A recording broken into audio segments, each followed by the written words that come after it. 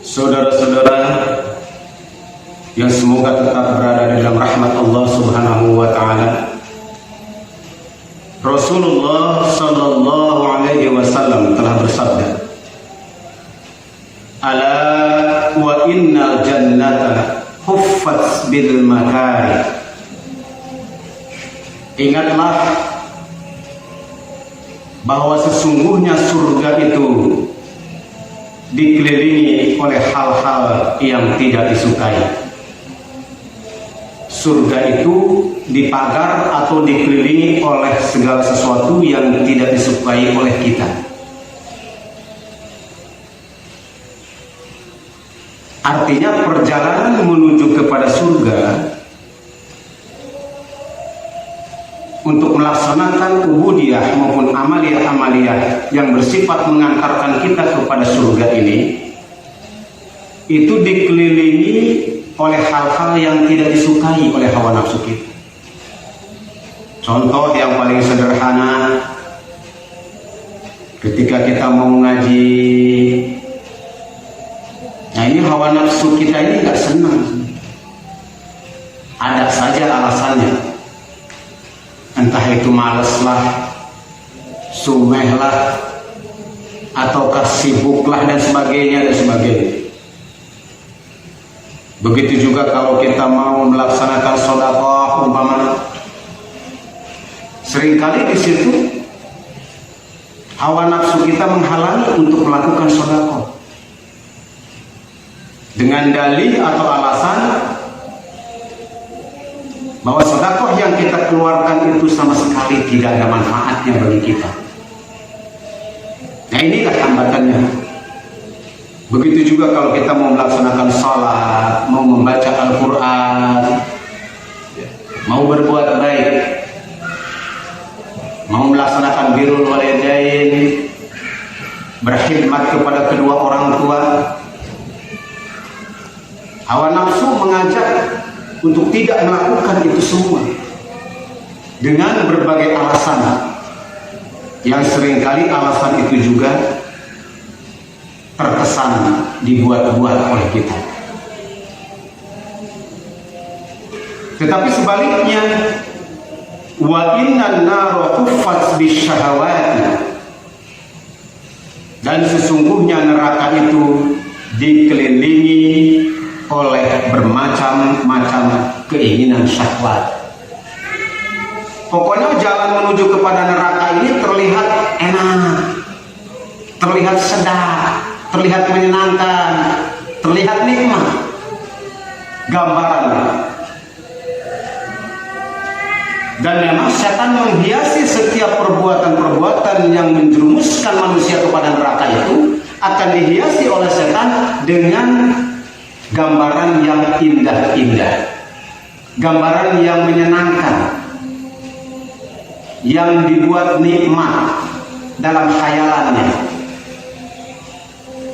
sehingga untuk berbuat salah, berbuat kemungkaran, berbuat kemaksiatan, mengerjakan jalan-jalan menuju kepada neraka itu lempeng gitu kelihatannya. Cang, kalau rekan neraka mah cang ketempona. Beda jalan ke surga. Namun jalan ke surga maka tempona kuek, ridu, sulit, rumit, hoream, sanggeng. Tapi jalan ke neraka cang, dikemplongkan jalan ke setan, didorong lagi oleh hawa nafsu yang ada di dalam diri kita. Jadi ngegeblag jalan tuh. Karena ngegeblag na jalan ibarat jalan tol, jelema gampang pisan asup kana jalan eta. Gampang pisan asup karena jalan setan. Padahal gambaran yang diberikan oleh setan itu berakibat menjerumuskan manusia kepada jurang api neraka. Na'udzubillah subhanahu. Nah, ini sudah disyaratkan oleh Rasulullah SAW agar kita berhati-hati. Berhati-hati. Dan juga sekaligus merupakan ujian bagi orang-orang yang beriman. Ujian bagi orang yang beriman. Dengan kata lain, jalan menuju surga ini seringkali diiming-imingi oleh hawa nafsu kita, oleh setan kita, seakan-akan jalan itu susah, seakan jalan-jalan itu memayahkan. Padahal sebenarnya Allah menjanjikan karunia-karunia yang besar kepada orang-orang yang mau menempuh jalan menuju surga, jalan menuju kepada keridhaan Allah Subhanahu wa ta'ala. Di dalam sabda yang lain, waqala sallallahu alaihi wasallam, ala wa inna jannata haznun birubwatin.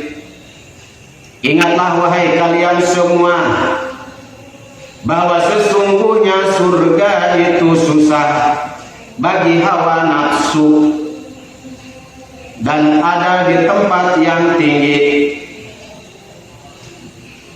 Jadi surga ini bagi hawa nafsu itu terkesan susah. Jalan menuju surga itu terkesan susah.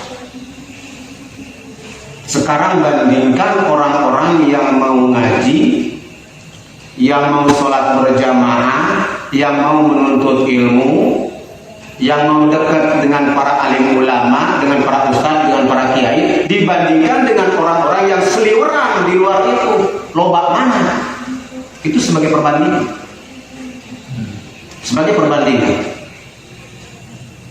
Ibu-ibu majelis taklim yang hadir di tempat itu bisa dihitung dengan jari dibandingkan dengan orang-orang yang tidak ikut di majelis taklim. Karena dibikin heset, seakan-akan susah gitu. Seakan-akan susah terlihatnya. Padahal jalan menuju surga ini itu berada makomnya tinggi. Setiap orang yang mau menempuh perjalanan menuju surga ini makomnya tinggi, diberikan kedudukan yang tinggi oleh Allah. Sedangkan ala wa innan nar sahlun bisahwatin, ingatlah oleh kalian semua bahwa sesungguhnya neraka itu gampang ada di tempat yang rendah. Nah sekarang bandingkan, orang lebih memilih jalan menuju neraka sanajan biayanya gede. Sekarang orang mau masuk ke diskotik, mau minum minuman keras, mau ke tempat maksiat, ke pelacuran dan sebagainya, kan butuh biaya yang besar. Tidak ada yang gratis. Tidak ada yang gratis. Biayanya gede, ratusan sampai jutaan. Tetapi kenapa manusia mau mengorbankan duitnya untuk melakukan kemaksiatan itu? Begitu gampang. Bandingkan dengan jalan menuju surga, reka masjid gratis, rek ngaji di majelis gratis, baca Quran gratis, sholat gratis, anu gratis. Tapi kenapa manusia banyak yang tidak suka dan tidak mau? Nah lihat, memang untuk mendapatkan sesuatu yang indah, sesuatu yang mulia, sesuatu yang berharga itu perlu jihad fisabilillah, walaupun dengan biaya yang sangat murah. Karena pada yang demikian orang tidak lagi memperhitungkan urusan duit. Yang dilihat oleh manusia adalah bagaimana yang dia lakukan itu menyenangkan hawa nafsunya. Itu yang menjadi ukuran. Itu yang menjadi ukuran. Aina datang ke majlis, sholat di masjid, ngaji Quran, menuntut ilmu, naon nikmatnya kan gitu. Bagi hawa nafsu yang ada bikin sulit, yang ada mayakin repot. Tetapi hiburan di tempat-tempat karaoke nikmat, hawa nafsu senang, refreshing, senang bagi hawa nafsu. Padahal balik ke imam pas saya di pemajikan, karena duit jam beli biasa isukan dipakai karaokean, tungtung nabi di pemajikan. Senang satu di tempat maksiat mah, tapi lalu di tempat-tempat ibadah senang asa endang-endang lain dialami di dunia baik, tapi sampai ke akhirat insyaallah. Amin. Amin ya rabbal alamin. Summa ma'adzalika kullihi fainal 'abda dha'ifun. Kemudian berkaitan dengan hal-hal yang sudah disebutkan tadi, ternyata abda dha'ifun, manusia itu lemah. Hamba-hamba Allah itu lemah ternyata. Ini salah satu bukti lemahnya kita, lemahnya manusia. Diajak oleh Allah dan Rasul untuk kepada jalan surga, tapi lebih memilih jalan menuju ke neraka. Ini lemahnya manusia. Lemah hatinya, lemah keyakinannya, lemah ilmunya. Anu gede naon nafsuna. Makanya dikatakan di sini fa innal 'abda dhaifun, sesungguhnya manusia itu lemah. Lemah selemah-lemahnya. Dengan kata lain, apabila tidak dibimbing oleh hidayah taufik dan inayah oleh Allah, moal bisa sanajan jelema eta pinter, sanajan jelema eta loba ilmuna, moal bisa ibadah lamun teu bener pituduh ku Gusti Nu Maha Suci. Moal Allah itu yahdi man yasha wa yudillu man yasha. Allah menunjukkan kepada siapa yang dikehendakinya dan mengazab dan menyesatkan siapa yang dikehendakinya. Artinya kita bisa ibadah apapun, bisa mendekatkan diri kepada Allah itu karena Allah lah yang berkehendak sebagai bentuk karunia kepada kita. Lain karena kita pintar, lain karena kita bisa, lain karena kita mampu. Karena dikatakan di sini ada dhaif, bahwa manusia itu lemah selemah-lemahnya di hadapan Allah Subhanahu wa taala. Wazamanu sabun, di hari zaman atau musim atau sesuatu atau era ya. Zaman ini berarti keadaan, periode, situasi. Sabun itu susah. Situasi itu kadang-kadang membuat susah. Situasi itu kadang-kadang membuat susah kepada kita. Banyak orang yang beralasan tidak mau ibadah karena susah, karena situasi. Namun tidak mau nuntut ilmu, namun tidak ngaji, sibuk, lupa pegawaian. Nah itu nyusahkan situasi itu kesannya begitu. Wa amruddin mutaraji'un, sedangkan perkara urusan agama itu banyak yang berkurang dan lemah. Jadi urusan agama banyak yang berkurang, banyak yang berkurang. Sementara situasi menyusahkan, kemudian urusan agama berkurang. Nah di sini kalau kita tidak sungguh-sungguh dengan niat yang kuat, dengan azam yang kuat untuk menempuh perjalanan menuju Allah, urusan agama lila-lila harum. Lama-lama berhenti, lama-lama lampu agama itu padam. Oleh karena itu, memperjuangkan agama, menyebarkan syiar Islam, ini perlu jihad fi sabilillah, perlu azam yang kuat, perlu tekad yang kuat. Anu teu boga tekad jeung teu boga niat mah wallahu a'lam bishawab, boro-boro memperjuangkan agama, jangan dirina ge kapiuhan, kateteran, sakaparan-paran. Wal farahu qalilun, sedangkan keselsean atau kelonggaran itu sedikit. Sesuatu yang salsek, yang longgar itu sedikit. Karena seringkali waktu-waktu yang diberikan Allah kepada kita itu berkejar-kejar, sehingga untuk urusan agama ini terkesan sedikit waktunya. Lebih banyak digunakan untuk urusan dunia, untuk urusan-urusan yang tidak bermanfaat. Untuk menyempatkan sedikit waktu saja dalam urusan agama seakan-akan tidak sempat. Padahal meloba pisan waktunya sebenarnya. Tapi menjadi sempit di sini. Menjadi tidak sempat. Menjadi tidak sempat. Wasughlu katsirun, dan kesibukan itu yang banyak. Ya. Kesempatannya sedikit, kesibukannya yang banyak. Mending lamun sibuk dina urusan Allah jeung Rasul. Ini seringkali sibuk dalam urusan-urusan keduniawian, urusan-urusan yang tidak menentu, yang tidak jelas juntungnya. Ya. Wasughlu katsirun, kesibukan anu luar biasa. Wallahu a'lam bishawab, sibuk naon moal. Pokoknya sibuk ketika diajak karena urusan agama, sibuk urusan nama. Ya. sibuk. Sebetulnya yang membuat sibuk itu dirinya sendiri, bukan Allah. Allah masih memberikan waktu yang cukup. Tinggal kemampuan kita untuk memanage waktu itu sebaik-baiknya, mana urusan dunia dan mana urusan akhirat. Wal umru qasirun, dan umur itu yang pendek.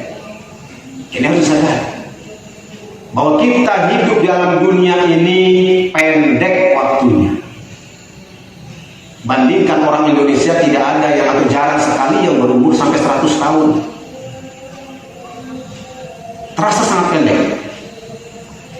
Hari ke hari, minggu ke minggu, bulan ke bulan, tahun ke tahun, seringkali tidak terasa. Baru kemarin kita menemukan malam Jumat, sekarang sudah ketemu lagi malam Jumat. Begitu seterusnya. Pendek waktunya. Bahkan seakan-akan kita berkejar-kejaran dengan waktu. Usia kita tidak terasa. Kemarin kita masih bujangan, belum punya istri, sekarang sudah punya cucu. Padahal baru kemarin perasaan kita hidup teh. Tapi kenapa sekarang kok sudah tua? Nah, ini menunjukkan bahwa umur itu pendek. Wa fil amali tafsirun, sedangkan amal perbuatan itu seringkali dilakukan dengan bermain-main. Untuk melakukan amal saleh seringkali dilakukan tidak serius, tetapi dengan lalai, dengan main-main, lalawara, sakahaya dalam melakukan amal soleh dan kebaikan. Pokoknya saka sampurna, saka buruna. Jadi kalau untuk urusan dunia begitu dipentingkan, tapi untuk urusan Allah saka sampurna. Nah ini lebih mengutamakan urusan dirinya dan dunia dibandingkan dengan urusan Allah dan Rasul.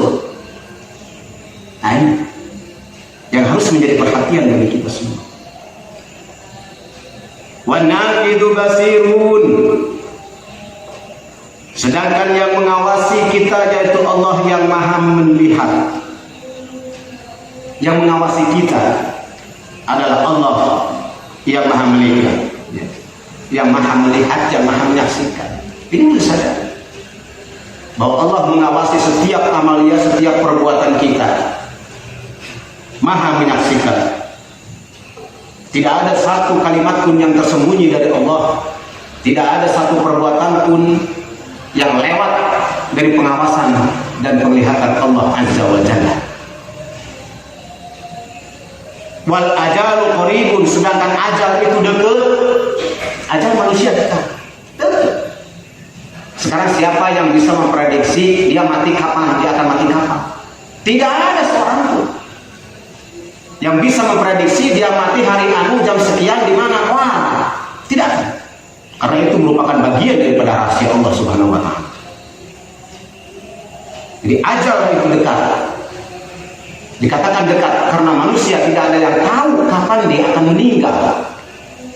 Oh, kalau kita tahu mah akan meninggal angke paehna 5 tahun deui atuh meunah jasa. 4 tahun yang berbuat maksiat ya begitu 1 tahun deui rek paeh. Karena tobat ngeunah jasa kalau gitu.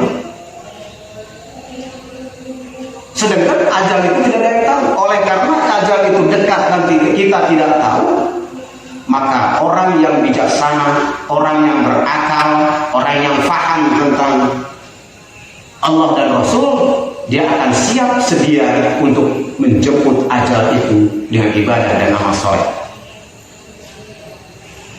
Wasafaru ba'idun, sedangkan perjalanan ini jauh. Nah, lihat saudara-saudara sekalian, perjalanan kita itu perjalanan yang jauh. Karena perjalanan kita bukan hanya perjalanan di alam dunia. Setelah kita menempuh perjalanan alam dunia ini, yang sebelumnya kita berada di dalam arwah, di alam rahim, kemudian alam dunia. Dari alam dunia ini perjalanan kita tidak akan berhenti, perjalanan hidup kita, karena setelah alam dunia kita akan memasuki alam kubur atau alam barzakh. Dari alam barzakh berjalan lagi terus ke alam mahsyar, terus ke alam hisab dan seterusnya, sampailah di suatu tempat yang ditakdirkan oleh Allah. Apakah tempat kedamaian, ketentraman, keindahan yang disebut surga, ataukah sebaliknya tempat kesusahan, tempat kengerian, tempat penderitaan yang disebut dengan neraka? Perjalanan untuk menuju kepada tempat yang abadi ini masih panjang, saudara-saudara sekalian, masih panjang. was-safaru ba'id wa ta'atu hiya zad. Sedangkan taat ibadah itu menjadi bekal dalam perjalanan kita.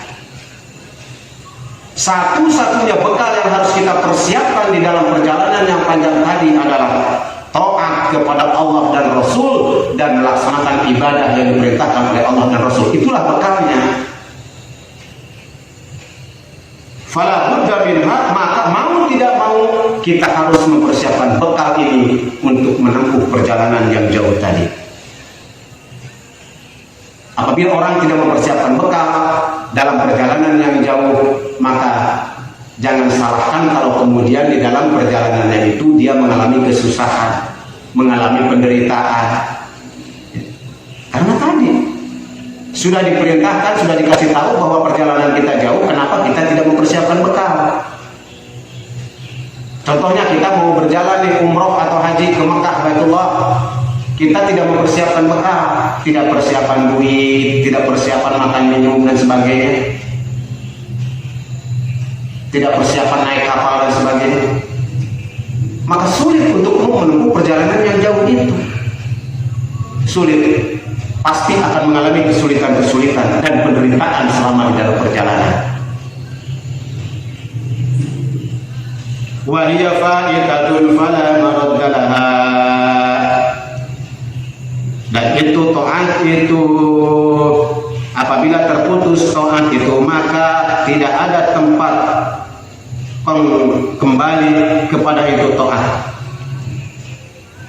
Faman ghafira biha, maka siapa orang-orang yang hasil orang tersebut kalawan taat, faqad faza, maka dia akan menemukan kebahagiaan.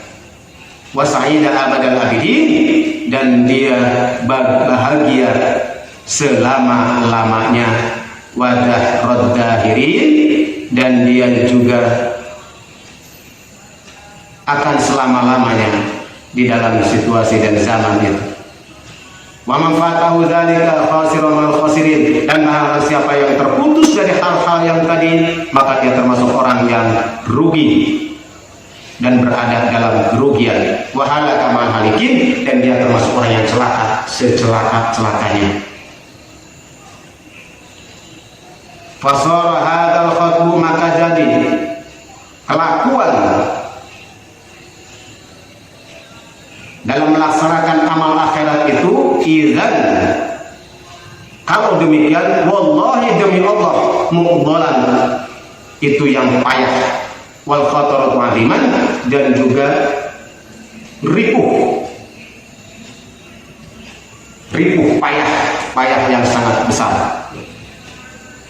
Falidzalika zaman yaqsidu hadza tariqa, maka semoga kita semua termasuk orang-orang yang dimaksud tadi di dalam menempuh perjalanan ibadah, senantiasa menjadi orang-orang yang benar di sisi Allah, orang-orang yang sedang menempuh perjalanan atau suluk, sehingga apa yang kita cita-citakan, apa yang kita maksudkan itu menjadi hasil di sisi Allah Subhanahu wa taala, kemudian mendapat karunia yang besar dari Allah Azza wa Jalla berupa makrifat kepadanya, mahabbah kepadanya, kepada Allah. Kemudian Allah memberikan begitu banyak taufik kepadanya, wa ismatihi, juga perlindungannya. Summa awsalahum bifadli ila ridwanihi wa jannati. Kemudian apabila sudah sampai kepada yang dimaksud tadi perjalanan itu, bagi orang-orang yang beriman, bagi orang-orang yang menempuh perjalanan menuju Allah dan surganya, kemudian Allah berikan karunia yang besar kepadanya berupa keridhaan dari Allah Subhanahu wa taala dan surganya yang indah di akhirat nanti. Itulah perjalanan dari orang-orang yang sedang menempuh kepada keridhaan Allah dan surga Allah di sela-sela kehidupan yang diberikan oleh Allah di dunia ini. Terima kasih atas perhatiannya. Mudah-mudahan ada manfaatnya bagi kita semua. Hadanallahu wa iyyakum ajma'in. Wassalamualaikum warahmatullahi wabarakatuh. Waalaikumsalam warahmatullahi wabarakatuh.